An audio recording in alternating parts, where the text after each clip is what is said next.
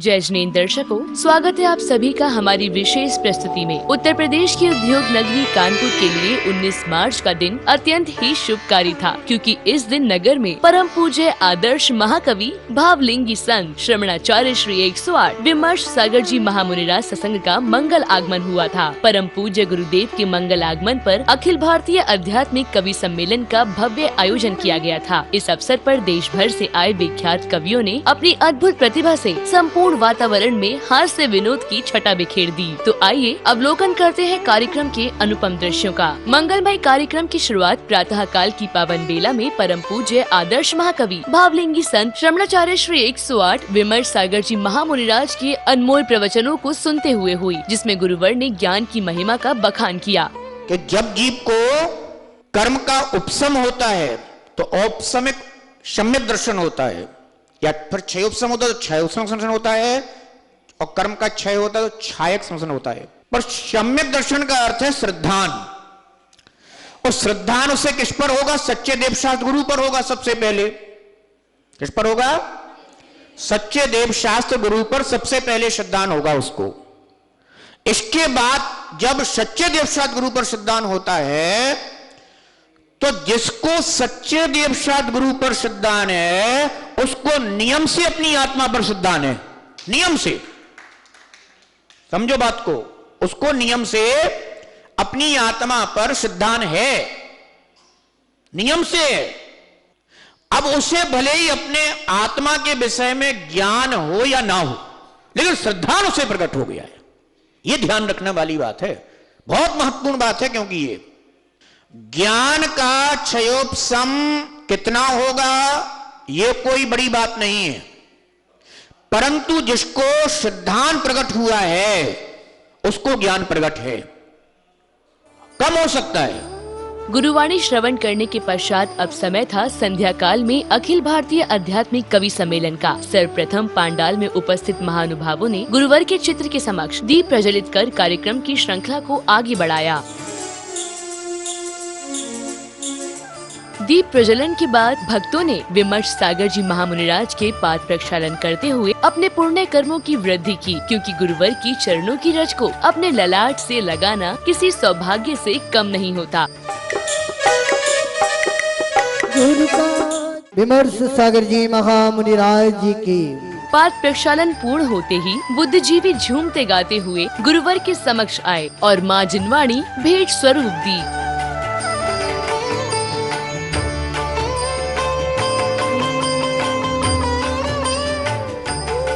अब सभी मांगलिक गतिविधियां पूर्ण हो चुकी थी, जिसके बाद गुरुवर की अनुकंपा से काव्य संगोष्ठी का शुभारंभ किया गया, जिसमें सर्वप्रथम डॉक्टर कमलेश वसंत जी ने गुरुवर के साथ बिताए गए अपने बाल्यकाल के समय को स्मरण किया। क्योंकि मुझे वो सौभाग्य मिला है जो बिरले लोगों को मिलता है। एक क्लास में, एक रूम में 3 साल तक गुरुदेव के साथ हम रहे हैं, इससे बड़ा सौभाग्य हमारा क्या हो सकता। मैं निवेदन करता हूँ, गुरुदेव के गृहस्थ अवस्था के बड़े भ्राता और हमारे बड़े भ्राता राजेश भैया जतारा से पधारे हैं। मैं निवेदन करता हूं कवि दीर्घा में आकर के वे स्थान ग्रहण करें। आज के हमारे कवि सम्मेलन की अध्यक्षता राजेश भैया करेंगे। जोरदार तालियां उनके सम्मान में आप बजाएं। सुनिए। हे आदि सृष्टि के अधिनायक, युगपति युग के निर्माता हो, हे आदि ब्रह्म, हे आदि पुरुष, त्रिभुवन पति भाग्य विधाता हो, असी मसी कृषि वाणिज्य शिल्प व्यापार कला के उद्घाटक, अंक शब्द श्रुति चिंतन मंथन मति सन्मति के विस्तारक, हे दान तीर्थ, हे शिरोमणि, अंतिम कुल करके श्री नंदन, मां मरुदेवी के महाभाग, प्रभु युग सहस्त्र करता वंदन। जो नाम जपे तेरा मन से वह निर्विकार हो, निर्भय हो। ओ कुंडल गिरि के बड़े बाबा, प्रभु ऋषभ देव तेरी जय हो। कुंडलपुर के बाबा का इतना अद्भुत वर्णन सुनने के बाद सभी श्रोतागण गदगद हो उठे, जिसके बाद मंच की कमान संभालने आई सुरों की जादूगरनी मणिकर्णिका दुबे ने अपनी मधुर वाणी से ऐसा वातावरण बना दिया कि सभी दर्शक झूम उठे। तेज है माँ के नयन में, माँ है मंगलकारी। शीश में मणि मुकुट सोहे, हंस की सवारी। धूप द्वीप में वाला ओ जी, धूप द्वीप में वाला ओ जी। हितकारी माँ को लुभाओ जी, धूप द्वीप में वाला ओ जी। हितकारी माँ को लुभाओ जी। अब कार्यक्रम में उपस्थित सभी महानुभावों एवं अतिथि कवियों को भेंट देकर शॉल उड़ाकर सम्मानित किया गया।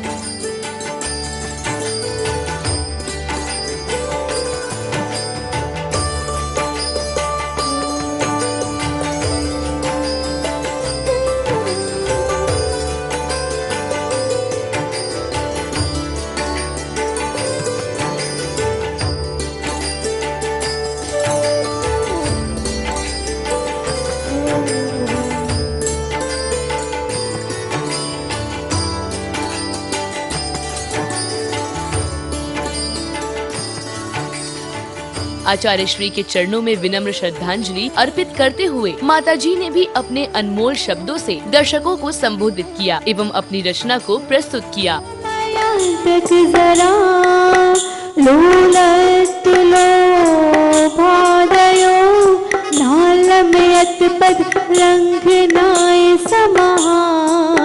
देवो मया वन्द्यते, देवो मया वन्द्यते, देवो मया वन्द्यते। चलिए परम पूजनीय जनागम पंथ प्रवर्तक भावलिंगी संत गुरुदेव श्री 61 विमर्श सागर जी महामुनि राज की जनागम पंथ। इस भजन में गुरु के दरबार को अरिहंत के दरबार के रूप में दर्शाया जा रहा है। और सच है कि इस काल में साक्षात अरिहंत का दर्शन नहीं मिल सकता, लेकिन गुरु का दर्शन मिल जाए तो समझना कि अरिहंत भगवान का दर्शन मिल गया है। तत्पश्चात मध्य प्रदेश के जबलपुर से आए गीतकार कवि अमित जैन मौलिक ने इस काव्य संगोष्ठी में अपनी रचनाओं से सभी का हृदय जीत लिया। सुनेगा। यूं तो सागर सभी निराले हैं, यूं तो सागर सभी निराले हैं। क्षीर सागर की बात और ही है कि दुनिया कहती है आपके गुरुवर। विमर्श सागर की बात और है। अब इस श्रृंखला को गति प्रदान करते हुए प्रसिद्ध हास्य कवि श्रवण कुमार जी शुक्ला ने अपनी कविताओं की फुहारों से कार्यक्रम को भिगा दिया, जिसमें सभी दर्शक गोते लगा रहे थे। होलिका दहन उत्सव अब हमारे देश में रोज मनाया जाता है। होलिका दहन उत्सव अब हमारे देश में रोज मनाया जाता है, लेकिन उसका स्वरूप हमारे सामने कुछ इस तरह आता है कि होलिका यानी बुराइयों के स्थान पर रख दिए जाते हैं लकड़ियों के चंद टुकड़े, और सत्य के प्रहलाद को जबरन जलाया जाता है, और सत्य के प्रहलाद को जबरन जलाया जाता है। होलिका यानी बुराइयों के स्थान पर रख दिए जाते हैं लकड़ियों के चंद टुकड़े, और सत्य के प्रहलाद को जबरन जलाया जाता है। फिर उसमें सेकी जाती हैं रोटियां, फिर उसमें सेकी जाती हैं रोटियां जो सिकती हैं आपको दिखती हैं, नहीं दिखती हैं तो हम दिखाते हैं, कुछ नमूने आपके सामने लाते हैं। ये रोटी देखें, ये तो एकदम खरी है, इसमें महक आ रही अफसरी है, इसमें महक आ रही अफसरी है। नियमों कानूनों की आड़ में नोटों के बंडल से सेकी जाती है और हर सरकारी महकमे में देखी जाती है। क्या बात? नियमों कानूनों की आड़ में ये रोटी सेकी जाती है और हर सरकारी महकमे में देखी जाती है। ये रोटी देखें, ये तो बहुत मोटी है।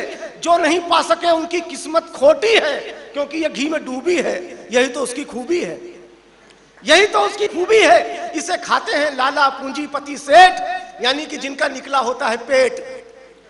कहने को सुनने को तो सरकारें हम बनाते हैं, मगर वास्तविकता में सरकारें यही चलाते हैं, मगर वास्तविकता में सरकारें यही चलाते हैं।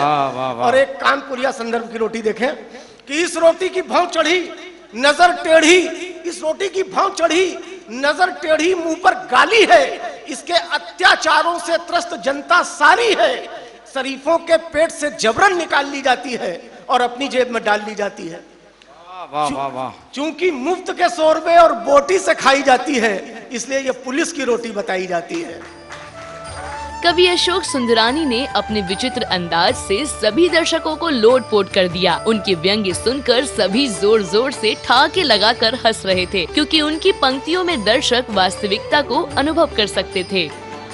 लॉकडाउन में मैं कल ले झाड़ू पोछा करूं मैं, ये जितने हंस रहे हैं सबकी हालत यही थी, मुझे पता है। झाड़ू पोछा करूं मैं, बर्तन मान, वीडियो बना रहे क्या? झाड़ू पोछा करूं मैं, बर्तन मांजूं मैं, रसोई में खाना तक बनाऊं मैं, हालत मेरी नौकर जैसी हो गई है। तुम बोले हाँ तो वही कह रहे हूं, तुम नौकर तो नौकर की पत्नी नौकरानी ना हुई, और क्या हुआ? हम क्या कविता सुनाएंगे। मैं कानपुर के जैन समाज का बहुत आभारी हूं। आज आपने, मैं घर जाऊंगा तो पत्नी से आंखों में आंखें डाल के बात करने लायक बनाया है आप लोगों ने।